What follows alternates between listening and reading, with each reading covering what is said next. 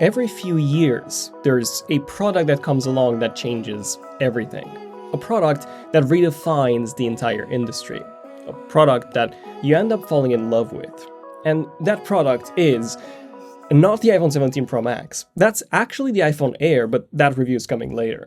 This video is all about the iPhone 17 Pro Max, which I've been daily driving for the past month now. I've taken probably 1,000 photos, drained its battery countless times, and also managed to slightly scuff it. And during my 1 month with the iPhone 17 Pro Max, I quite liked it.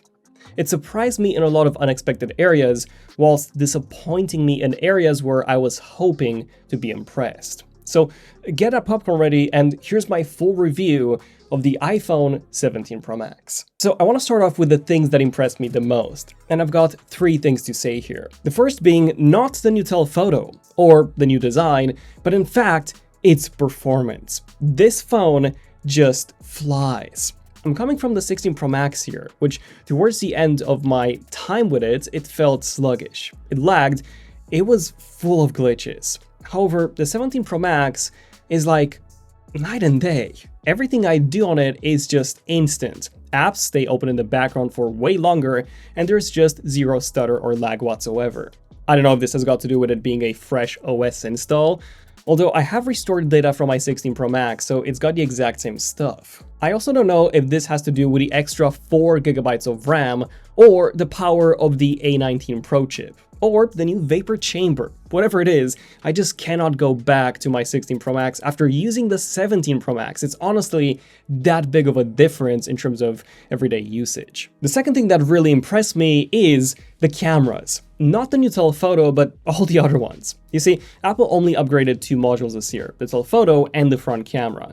The telephoto is not great, more on that later, but the front camera is really impressive. It's now an 18 megapixel sensor from 12, so my selfies are way sharper, also with more background blur. However, my favorite part is the much wider field of view, which has been perfect for group photos, especially the ones that I took during my trip to Hawaii with Snapdragon. I also love that I can now shoot landscape photos and videos with the front camera while holding the phone vertically, thanks to that new 1x1 sensor.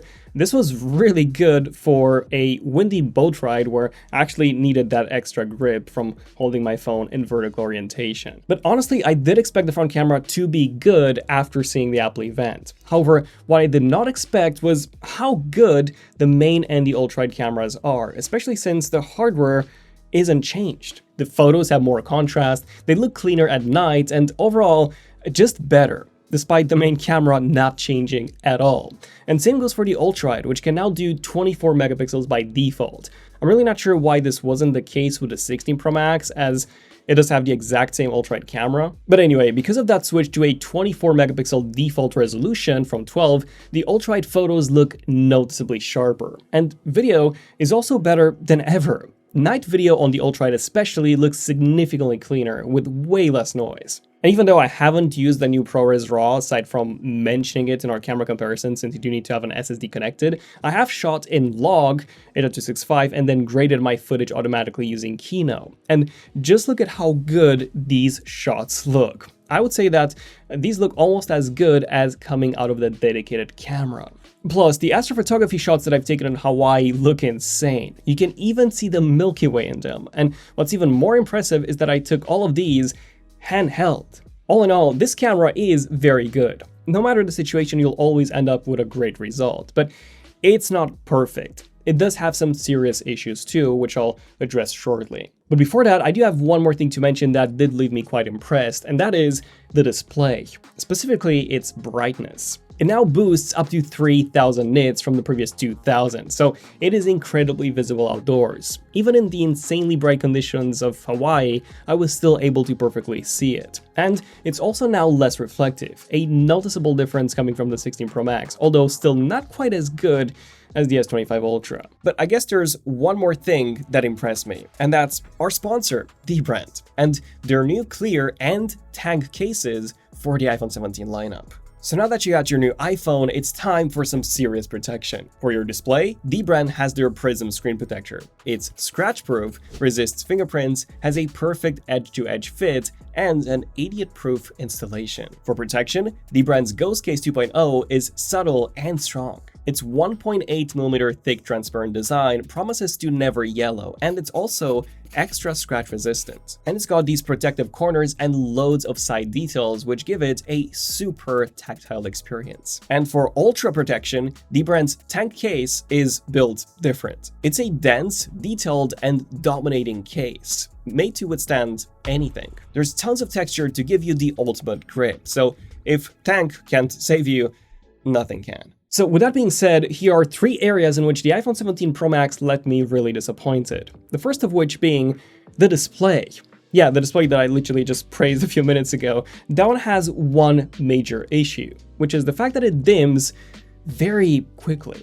Despite the new vapor chamber and the new aluminum body for quote-unquote 20 times better thermal efficiency compared to the 16 Pro Max, it still dims heavily after around 4 minutes, just like the 16 Pro Max did. And sure, while it doesn't dim quite as much as the 16 Pro Max, it still dims so much that it's very difficult to see outdoors, especially in direct sunlight. In fact, I recently bought the new DJI Mini 5 Pro with the standard RCN3 controller, you know, the one where you need to slot in your smartphone, as I was hoping that with a 3000 nit display brightness of the iPhone, it would be noticeably brighter than the DJI RC2 controller, the one with a built-in screen, which maxes out at 800 nits. And even though that was the case in the first few minutes, it did actually start dimming very heavily shortly after, making it very difficult to see. Which brings me to my biggest disappointment: the new telephoto. When I saw the rumors that Apple was going to introduce an 8x zoom lens, I was very skeptical. I thought there's no way Apple would give us a real 8x optical lens, as almost no one does that anymore. Google's at 5x on the Pixel 10 Pro XL, Xiaomi's at 4.3x on the 15 Ultra, Vivo's at 3.7x on the X100 Pro and Ultra, only Oppo hit 6x, and Huawei with 9.4x on the Pura 80 Ultra. Even Samsung dropped from 10x to 5x from the S24 Ultra. So yeah, I didn't expect Apple to pull off a true 8x lens, and they didn't. What we got instead is a 4x lens, now 48 megapixels in resolution from 12. So Apple basically just crops the sensor in to give you an 8x at 12 megapixels. More range for sure, but still not true optical quality. So compared to the 16 Pro Max, we do get less noise, we also get a bit more detail, but the difference is still pretty small. And against the competition, it's not even close. The Vivo X200 Pro destroys it. It's significantly sharper at 10x, 20x, especially 40x, and it can also do macro with its telephoto, which the iPhone cannot. So you can pull off shots like this, and this, and this, while the iPhone just cannot compete. And that's because the 17 Pro Max has a 120 centimeter minimum focus distance on telephoto, as opposed to just 14 centimeters on the Vivo. So half the time when I thought the iPhone was using its telephoto, it was actually just cropping in on the main camera. Yeah, no wonder these shots look so bad. And it's not just Vivo, Xiaomi, Oppo, Samsung, Google, they all have much better zoom lenses, which is especially noticeable at high zoom ranges. Oh, and Vivo just announced the X300 Pro, which has an even better telephoto.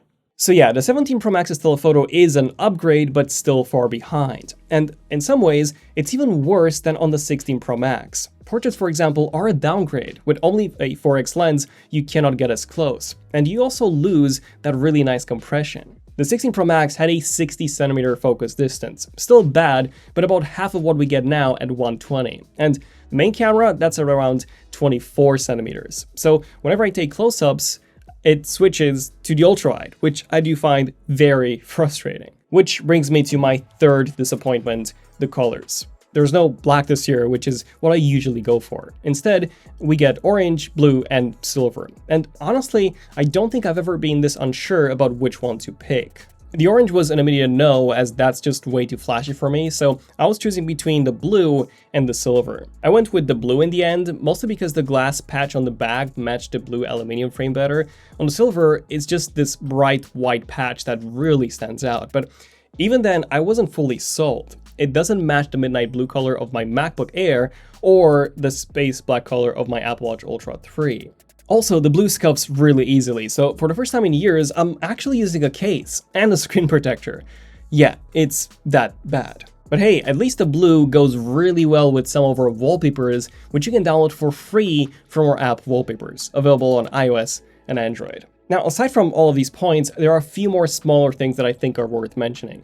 First, the 17 Pro Max is thick, and with a case on, this thing's a chunker. It's also top heavy, so it's not as well balanced as the iPhone Air. Although the tech-woven case is quite nice, I do really like it. However, the charging port is still too tight, so some of my USB-C cables just don't fit at all. Other than that, the battery life has been pretty solid. I'm getting about 20% more than I was getting with my 16 Pro Max, although to be fair, that was towards the end of my 16 Pro Max's life cycle, where it had about 90% health remaining.